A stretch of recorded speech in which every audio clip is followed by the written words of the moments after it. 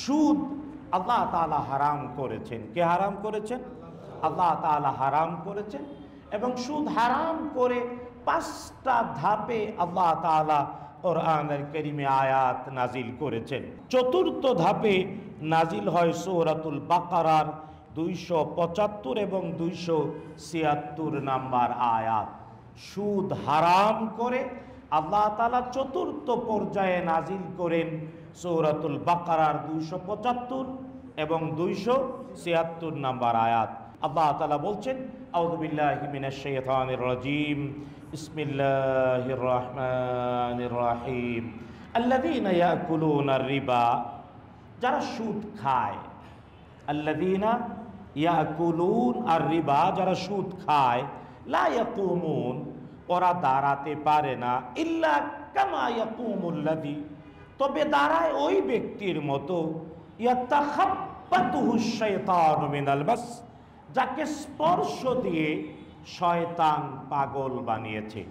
কারণ ন্যাচারালি মানুষ পাগল হয় যখন তার ব্রেইন আউট হয়, এটা আমরা সাধারণভাবে সবাই বলি। আল্লাহ তাআলা বলেন সুদখোর ও ব্রেইন আউট হওয়া পাগল না, ব্রেইন আউট হওয়া পাগল না। কেমন পাগল? যাকে শয়তান স্পর্শ দিয়ে পাগল, অর্থাৎ শয়তান তো জিন। আল্লাহ বলছেন কানা মিনাল জিন্নি, শয়তান আসলে জিন জাতির অন্তর্ভুক্ত। কোরআন আল্লাহ তাআলা সূরাতুল জিন একটি সূরা নাজিল করেছেন। জিন আছে না নাই? তবে দুনিয়ায় আমরা দেখি না। দুনিয়ায় আমরা, ওরা হলো 2nd ক্লাস নাগরিক, 2য় শ্রেণীর নাগরিক, 1ম শ্রেণীর কারা? আমরা। আরে বেটা বলেন আমরা 1ম শ্রেণীর নাগরিক আমরা, আর ওরা 2য় শ্রেণীর। তাই ওদেরকে আমরা দেখি না। তবে কিয়ামতের মাঠে আমরা ওদেরকে দেখব, ওরা আমাদেরকে দেখতে পাবে না। আল্লাহ কেন যেন একটা ব্যালেন্স করে দিয়েছেন।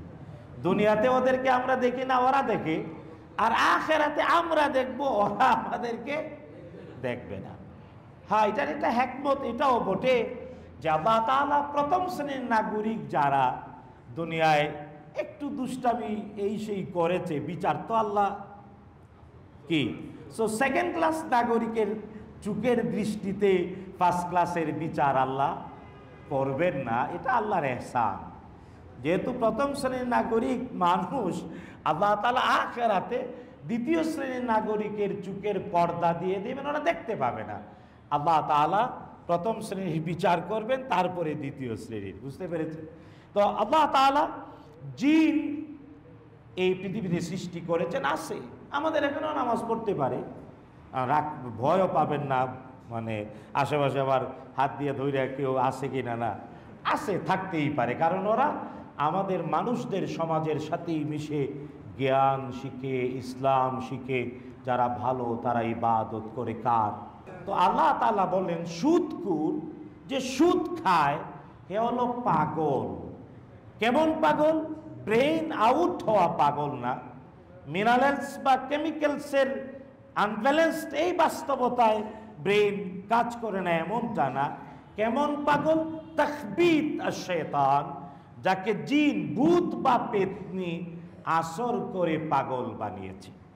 তাহা আপনারা বলবেন ভূত পেতনি আসর করলে আবুল তাবুল কয়, বলে না? তো হ্যাঁ, যারা সুদখোর এরাও আবুল তাবুল বলে। আল্লাহ বলছেন এদের আবুল তাবুল হলো যালিকা বিআন্নাহুম ক্বালু ইন্নামাল বাইউ মিসলুর রিবা, কয় সুদ আর বেচা কেনা একই রকম, বেচা কেনা আর সুদ একই রকম। এটা হলো ওদের আবুল তাবুল কথা। কারণ অনেক মূর্খ আছে বলে ইসলামী ব্যাংক এমনে খায় না এমনে খায়। এলো ওইলো ভূতে ধরা পাগল, পেতনি ধরা পাগল। মূর্খ, জানে না, যে বিষয় জানবে না কথা বলবে না। ওয়ালা তাকফু মা লাইসা লাকা বিহি ইলম, যে ব্যাপারে জ্ঞান নাই কথা বলবে না। কিন্তু অনেক ভূতে ধরা পাগল আছে, কয় এমনে খায় না। আল্লাহ তাআলা বললেন সুদখোর, ভূতে ধরা, পেতনি ধরা পাগল, তাদের আবুল তাবুল কথা হলো ক্রয় বিক্রয় আর সুদ একই জিনিস। আল্লাহ বলছেন না, ওয়া আহাল্লাল্লাহুল বাইআ ওয়া হাররামা রিবা, আল্লাহ তাআলা হালাল করেছেন বেচা কিনা ক্রয় বিক্রয়কে, ওয়া হাররামা রিবা, আর আল্লাহ হারাম করেছেন সুদকে। ফামান জাআহু মাউইযাতুম মির রাব্বিহি, সুতরাং যার কাছে তার প্রভুর পক্ষ থেকে উপদেশ পৌঁছেছে, অর্থাৎ সুদ হারাম জেনেছে, ফান্তাহা, থেমে গেছে। আল্লাহর নির্দেশ সুদ হারাম জেনেছে, থেমে গেছে। ফালাহু মা সালাফ, তাহলে অতীতে সুদের লেনদেন যদি করেও থাকে তাইলে এটা কি হবে? আমরুহু ইলাল্লাহ, ব্যাপারটা আল্লাহর কাছে, আল্লাহ চাইলে ক্ষমা করে দিতে। এবং নবীজি বলেছেন আশা করা যায় যে হারাম জানার পরে থেমে গেছে, আল্লাহ তার পিছনের সুদের পাপটা ক্ষমা করে দেবেন। কিন্তু ওয়ামান আদা, যে আবার রিটার্ন করবে, আল্লাহ এবং তার রাসূলের কথা শোনার পরেও দুষ্টামি করে, যে আবার সুদে ঘুরে যায়, আল্লাহ বলছেন ফাউলাইকা আসহাবুন নার, এরা আগুনের অধিবাসী। কয়দিন? হুম ফিহা খালিদুন, চিরস্থায়ী। জেনে শুনে সুদে জড়িত থাকা চিরস্থায়ী জাহান্নামী, বলেছেন কে? শুধু তাই না, আল্লাহ তাআলা 276 নম্বর আয়াতে বললেন ইয়ামহাকুল্লাহু রিবা, আল্লাহ তাআলা, আল্লাহ নিজে ধ্বংস করে দেন, নিশ্চিহ্ন করে দেন সুদকে। সুদ নিশ্চিহ্ন করে দেন কে? তার মানে সুদে ধন বাড়ে না। স্মরণ আছে গত জুমায় কোরআনের আয়াত বলেছিলাম, সূরাতুর রুমের আয়াত 30 নম্বর সূরার 39 নম্বর আয়াত। আল্লাহ বলছেন ওমা আতাইতুম মিন রিবা লিয়ারবু ফি আমওয়ালিন নাস, সুদের আদান প্রদান করো, ভাবটা এমন টাকা বেড়ে যাবে, ফালা ইয়ারবু, কশিন কালেও সম্পদ বাড়বে, সুদে সম্পদ বাড়ে না। না না, কার কথা? আল্লাহ। আল্লাহ বলছেন ওই ইয়ামহাকুল্লাহু রিবা, সুদকে আল্লাহ নিশ্চিহ্ন করে দেন, ওয়ায়ুরবি আস-সাদাকাত, প্রবৃদ্ধি হয়, বাড়তেই থাকে দান নির্ভর অর্থ ব্যবস্থা। ওয়াল্লাহু লা ইউহিব্বু, আর আল্লাহ পছন্দ করেন না কুল্লা কাফারিন, প্রত্যেক কাফের মানে সত্য অস্বীকারী, আসিম, পাপিষ্ঠকে। এই যে চতুর্থ পর্যায়ে নাজিল হওয়া সূরাতুল বাকারার 275 276 নম্বর আয়াত, এখানে বেশ কয়েকটি বিষয়, এর মধ্যে একটা সুদকুররা পাগল, 2 নম্বর আল্লাহ তাআলা সুদের বিপরীতে ক্রয় বিক্রয় দিয়েছেন। সুদ হারাম করেছেন, ক্রয় আর বিক্রয়কে হালাল করেছেন কে? শুনেন, এবার ক্রয় বিক্রয় যদি দুনিয়ার তাবৎ অর্থনীতিবিদদের প্রশ্ন করা হয়, বলো ক্রয় বিক্রয় কয় প্রকার, তাইলে পৃথিবীর অর্থনীতির সব ছাত্র শিক্ষকরা বলে শুনো, ক্রয় বিক্রয় একটা নগদ, আর একটা বাকি, আর একটা লাভে, আর একটা ক্ষতিতে। নগদ আর বাকি, লাভে অথবা ক্ষতি, এর বাইরে আর আছে? বলেন আছে? সাধারণ অর্থ ব্যবস্থায় আর আছে? সাধারণ অর্থ ব্যবস্থায় তাবৎ সাধারণ অর্থ তুমি জিজ্ঞেস করেন, ছাত্র শিক্ষক সবাই বলবে নগদ, বাকি আর লাভ অথবা। কিন্তু ইসলাম, বিশ্বনবী মুহাম্মাদুর রাসূলুল্লাহ সাল্লাল্লাহু তাআলা আলাইহি ওয়াসাল্লাম নগদ ক্রয় বিক্রয়, নগদ ক্রয় বিক্রয় বলেছেন 2 প্রকার। হাদিসের ভাষায় একটা হলো বাই মুসাওয়ামা, বাই মুসাওয়ামা, বাই মুসাওয়ামা, নগদ ক্রয় বিক্রয়। মুসাওয়ামা মানে বার্গেনিং করে দাম ফিক্সড করা। অর্থাৎ আপনি বাজারে গেলেন, বাজারে যায়া মাছওয়ালারে জিজ্ঞেস করলেন ভাই দাম কত, মাছওয়ালা কইল 500 টাকা, আপনি কইলেন না 350, মাছ বললেন না না এত কমে বিক্রি করি না, আপনি বললেন ঠিক আছে আর 50 টাকা বাড়াইলাম। এই যে দামে মুলামুলি করলেন। কি বললেন? আমার কথা বুঝছেননি আপনারা? নগদ ক্রয় বিক্রয়ে কেউ দাম প্রস্তাব করলো, আরেকজনে কি করলো, একটা বলল, তারপরে দুইজনে আলোচনা করে একটা ফিক্সড হলো। শরীয়তের পরিভাষায় এই ক্রয় বিক্রয়কে বলে মুসাওয়ামা। বেচা কিনা বার্গেনিং করে দর ফিক্সড করা। বিক্রেতা বলবে একটা, ক্রেতা বলবে আরেকটা, দুইজনে আলোচনা করে একটা ফিক্সড করবে, তারপরে জিনিস আদান প্রদান হবে, মূল্য দেবে। এর নাম মুসাওয়ামা, বাই আল মুসাওয়ামা। বিশ্বনবী মুহাম্মদুর রাসূলুল্লাহ সাল্লাল্লাহু তাআলা আলাইহি ওয়াসাল্লাম আরেকটা নগদ ক্রয় বিক্রয় শিখিয়েছেন। যেহেতু তিনি পৃথিবীর তাবৎ মানুষ আর জিনের শিক্ষক, তাই পৃথিবীর তাবৎ অর্থনীতিবিদ গালে হাত দিয়ে শুনছে, থ হয়ে দেখে বিশ্বনবী শিখালেন দ্বিতীয় আরেকটা নগদ ক্রয় বিক্রয়, এর নাম বাই আল মুরাবাহা। বাই আল মুরাবাহা, নামটা বলেন না, বাই আল মুরাবাহা। মুরাবাহা কি? মুরাবাহা হলো বিক্রেতা বলবে, জিনিস যদি তার উৎপাদন হয়, বলবে আমার উৎপাদন কস্ট 10 টাকা, উৎপাদন কস্ট 100 টাকা, উৎপাদন কস্ট প্লাস আমি লাভ চাই 5 টাকা 10 টাকা সমান বিক্রয় মূল্য।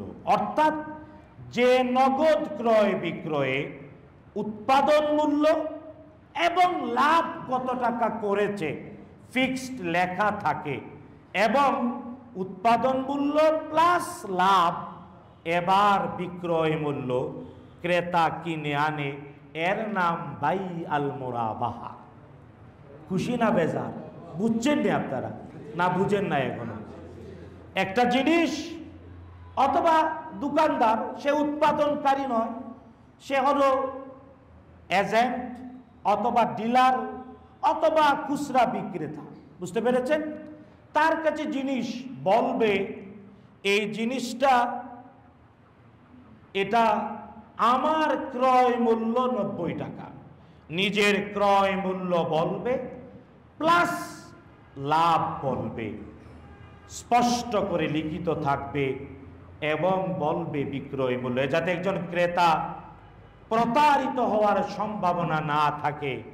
দেখবে জিনিসটার ক্রয় মূল্য এত, লাভ করতেছে এত, আমি কিনছি এত টাকায়।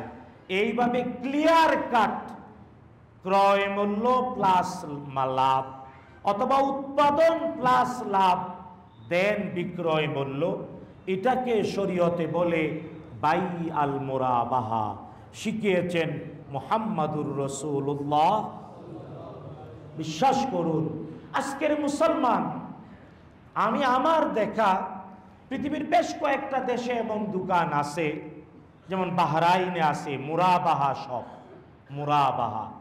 আপনি দোকানে ঢুকলেই নো টেনশন, আপনি দেখবেন জিনিসের ক্রয় মূল্য এত, লাভ করতেছে কত, দেন আপনি কিনতেছেন। আচ্ছা বলেন, বাংলাদেশে যদি এই চিত্র হয়, বাজারে যাইয়া মানুষ পাগল হবে? হবে?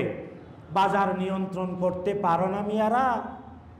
কি বাংলাদেশে মানে এই যে অন্তর্বর্তী সরকার, আমি দেখলাম বাণিজ্য উপদেষ্টা কয় আমার কাছে আলাদিনের চেরাগ নাই। ক্রয় বিক্রয়ের এই পদ্ধতিটা একটা, বিশ্বনবীর একটা ফর্মুলা কায়েম করেন, বাংলাদেশে বাজারে কেউ সিন্ডিকেটের 14 গোষ্ঠী পালায় যাবে।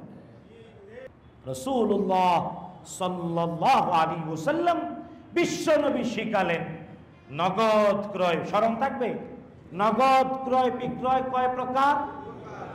একটা মুসাওয়ামা। মুসাওয়ামা মানে বার্গেনিং করে। তাই অন্তত বাংলাদেশে বাজার নিয়ন্ত্রণ করতে পারেন না, বাংলাদেশে বাই মুরাবাহা চালু করে দাও। উৎপাদন কস্ট প্লাস মার্জিন, ব্যাংকের ভাষায় কয় আর কি, এই ক্রয় মূল্য মার্জিন দেন বিক্রয় মূল্য, এটার নাম বাই মুরাবাহা। কি বাই নগদ ক্রয় বিক্রয় লাভে লাভে লাভে, নিশ্চিত লাভে ক্রয় বিক্রয়। অবশ্যই শর্ত উৎপাদন কস্ট অথবা ক্রয় মূল্য লেখা থাকবে, প্লাস কত টাকা লাভ করো লেখা থাকবে। দেখুন আল্লাহ তাআলা ক্রয় বিক্রয়কে সুদের বিপরীতে বললেন।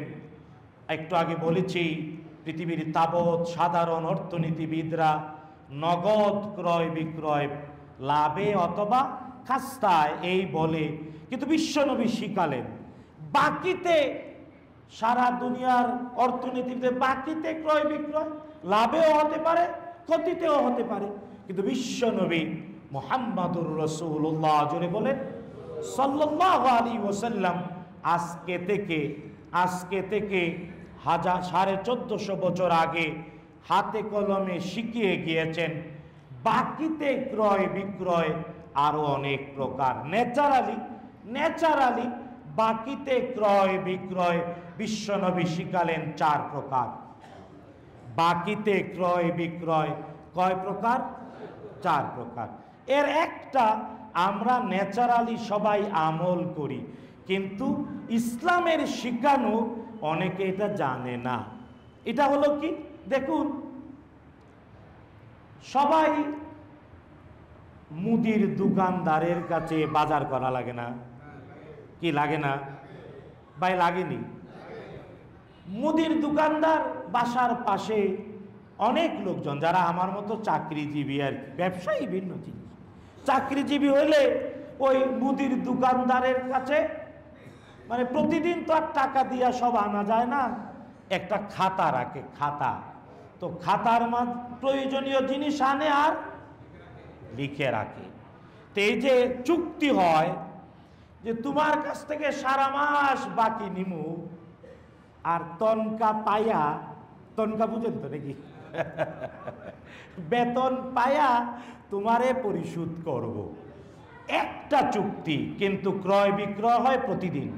তো এই যে মুদির দোকানদারের কাছে সারা মাস নিত্য প্রয়োজনীয় জিনিস নিলাম, আর মাসের শেষে বেতন পায়া পয়সা দিলাম, এই ক্রয় বিক্রয় শিখিয়েছেন মুহাম্মাদুর রাসূলুল্লাহ সাল্লাল্লাহু আলাইহি ওয়াসাল্লাম। এর নাম বাই আল ইজতেরার। ইজতেরার তার মানে এক চুক্তির অধীনে অনেকবার পণ্যের আদান প্রদান, আর মূল্য দেয়া হবে একবার মাসের শেষে। যদি অনেক আছে আবার বেতন পাই আবার ঠিক মতো দেয় না, ঝগড়া জাতীয় লাগে, আপনারা এমন কইরেন না।